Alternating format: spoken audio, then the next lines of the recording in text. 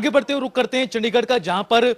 हरियाणा विधानसभा को ई विधानसभा बनाने के लिए लगातार कार्य जारी है। तो वहीं विधायकों को किस तरह से ट्रेनिंग दी जाए, इसी को लेकर वर्कशॉप का आयोजन किया गया है। तमाम मुद्दों को लेकर हमारे वरिष्ठ सहयोगी पवन सिवर ने हरियाणा विधानसभा के अध्यक्ष ज्ञानचंद गुप्ता से खास बातचीत की। देखिए। हरियाणा की विधानसभा को ई विधानसभा बनाने के लिए यानी पेपरलेस करने के लिए काम शुरू हो चुका है और आज ई विधानसभा को लेकर एक वर्कशॉप का उद्घाटन हुआ है। हरियाणा विधानसभा के अध्यक्ष ज्ञानचंद गुप्ता समेत यहां पर तमाम विधायक मौजूद रहे हैं और आगे किस तरीके से इस पे काम होगा, इस पर बातचीत करने के लिए मेरे साथ हरियाणा विधानसभा के अध्यक्ष ज्ञानचंद गुप्ता मौजूद हैं। स्पीकर साहब, जो आपने जो एक साल पहले लक्ष्य रखा था उस पर अब आप धीरे धीरे आगे बढ़ रहे हैं और आज एक वर्कशॉप जो 2 दिवसीय उसका उद्घाटन जो है वो किया गया है। किस तरीके से जो है वो ई विधान को लेकर काम कर रहे हैं? देखिए पवन जी, आज नेशनल ई विधान एप्लीकेशंस नेवा सेवा केंद्र का आज हमने उद्घाटन किया है, जिस सेवा केंद्र में हम अपने सभी अधिकारियों को, सभी अपने सम्मानीय विधायकों को, कर्मचारियों को और यहाँ तक कि जो दूसरे डिपार्टमेंट्स के अधिकारी और कर्मचारी हैं उनको भी इस ई विधान एप्लीकेशंस के बारे में ट्रेनिंग देंगे, ताकि जो हम विधानसभा के अंदर पूरी कार्रवाई है उसको डिजिटलाइज वे से, कंप्यूटराइज के तरीके से उसको हम कर सकें। उसके लिए आज मैं समझता हूं कि इस सेवा केंद्र का उद्घाटन हमने किया है और इस बात का मुझे खुशी है कि जो हमने एक साल पहले लक्ष्य तय किया था, जो एक मन के अंदर स्वप्न संजोया था, उस स्वप्न को पूरा करने की ओर हम अग्रसर हैं। आज जो सेवा केंद्र का उद्घाटन है उसी कड़ी का एक अंग है। आज मैं ये भी कह सकता हूं कि जो लगभग 18 प्रदेश ऐसे हैं जिन्होंने MOU साइन किए हैं केंद्र के साथ, मिनिस्ट्री ऑफ पार्लियामेंट्री अफेयर्स के साथ, और उन 18 में से 10 राज्य ऐसे हैं जिनके पास पहली किस्त जो है केंद्र की तरफ से फाइनेंस की आ चुकी है। और मुझे इस बात की खुशी है कि उन 10 राज्यों में हम सबसे आगे हैं, जहां पर आज हमने जो अपना ट्रेनिंग सेंटर का उद्घाटन किया है। तो उस दृष्टि से जो हमारा लक्ष्य है, हालांकि इस कोरोना की वजह से जो सप्लाई चेन डिस्टर्ब हुई उसके कारण हमारा जो लक्ष्य था वो थोड़ा लेट हुआ है, लेकिन फिर भी हमने ये तय किया है कि 30 अप्रैल तक हम हर हालत में, चाहे वो विधानसभा भवन के अंदर कुछ चेंजेस करनी है इस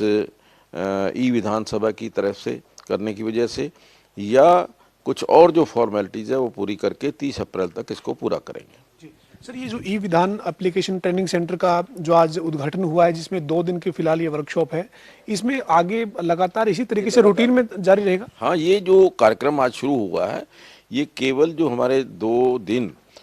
जो हमारे विधानसभा के IT के हमारे जो अधिकारी हैं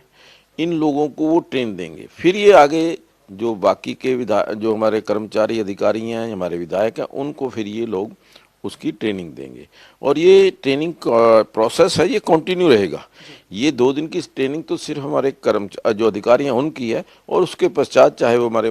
सम्मानीय विधायक हैं या हमारे कर्मचारी अधिकारी हैं, उन सब का ट्रेनिंग का प्रोसेस ये आज शुरू हो गया है और ये लगातार जारी रहेगा। सर, आपने बताया कि 30 अप्रैल एक तरह से आपका लक्ष्य है और उसको लेकर आप जो है वो आगे बढ़ रहे हैं, लेकिन ये जो आपने आज जो ट्रेनिंग के लिए जो एक उद्घाटन जो आपने किया है, इसके बाद आगे जो इससे जुड़े हुए, चाहे वो इलेक्ट्रॉनिक उपकरण है या फिर डेस्क को ऊपर उठाने, हाइड्रोलिक डेस्क बनाने की बात है, या जो भी एक टेक्निकली जो काम होना है, वो आपके मुताबिक 30 अप्रैल तक आप पूरा करने का प्रयास करें? बिल्कुल बिल्कुल, उसके लिए लगभग सारी जो फॉर्मेलिटीज़ हैं, चाहे वो बड़ी बड़ी जो कंपनियां हैं, चाहे वो एप्पल है, माइक्रोसॉफ्ट है या दूसरी कंपनियां हैं जिनका हम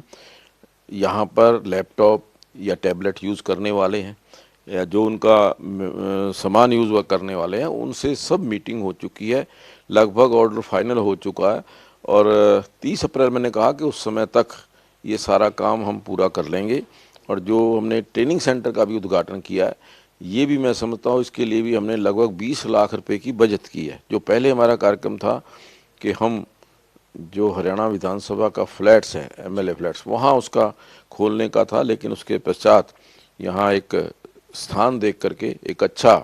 ट्रेनिंग सेंटर जो है आज हमने शुरू किया। जी सर, ये जो है वो कितना फायदा होगा ई विधानसभा बनने के बाद, कितनी इसके ऊपर जो है वो राशि अनुमानित है खर्च होना, और साथ ही कितना पेपरलेस होने का कितना फायदा होगा, पेपर पर कितना खर्चा हो जाता है एक 5 साल की एक कार्यकाल में सरकार के? देखिए, एक अनुमान के मुताबिक जो हमारा इसके ऊपर टोटल खर्च होने वाला है वो 8.5 करोड़ रुपया है। 8.5 करोड़ रुपये में से 60% जो है वो मिनिस्ट्री ऑफ पार्लियामेंट्री अफेयर्स ने हमें दिया है और 40% हरियाणा गवर्नमेंट ने दिया है। तो उस दृष्टि से ये पूरे का पूरा पैसा हमें केंद्र की तरफ से और प्रदेश सरकार की ओर से हमें मिला है। इसके अलावा जो आप बचत की बात कर रहे हैं, 5 साल के अंदर जो एक टर्म है उसके अंदर जो जानकारी मिली है, लगभग 12 करोड़ रुपया जो पेपर हम यूज़ करते थे, एक एक पेपर की 5-5 हज़ार कापियाँ, जितनी रिपोर्ट्स छपती थी उनका पेपर का खर्चा, प्रिंटिंग का खर्चा, और ये सारा लगभग 12 करोड़ रुपए का खर्चा 5 साल के अंदर पड़ता था। और इसका जो है वो सेविंग होगी और उससे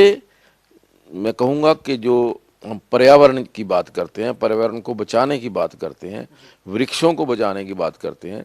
अब जब हम पेपर का यूज़ बहुत कम करेंगे या पेपर का यूज़ नहीं करेंगे तो निश्चित तौर पर जो पेड़ कम कटेंगे, और पेड़ कम कटेंगे तो पर्यावरण सुरक्षित रहेगा। जी सर, इसके अलावा बजट सत्र की तारीख जो है वो कैबिनेट ने तय कर दी है। 2 मार्च से हरियाणा सरकार ने बजट सत्र बुलाने के लिए प्रस्ताव जो है वो राज्यपाल को और आपको भेजा है। क्या तैयारी है सर विधानसभा की? इस बार विधानसभा सचिवालय ने क्या इंतजाम किए हैं? देखिए, हम बजट सत्र के लिए पूरी तरह से तैयार हैं। सरकार की तरफ से जो प्रपोजल आई है कि 2 मार्च से ये बजट सत्र जो है वो शुरू किया जाए, उसके लिए हम पूरी तरह से तैयार हैं। लेकिन बजट की सत्र की अवधि कितनी रहेगी, कितने उसके अंदर बैठकें होंगी और कौन कौन से दिन किस दिन बजट पेश होगा, ये सारी चीज़ें जो बिजनेस एडवाइजरी कमेटी की मीटिंग, उस मीटिंग के अंदर ये चीज़ें सारी तय होंगी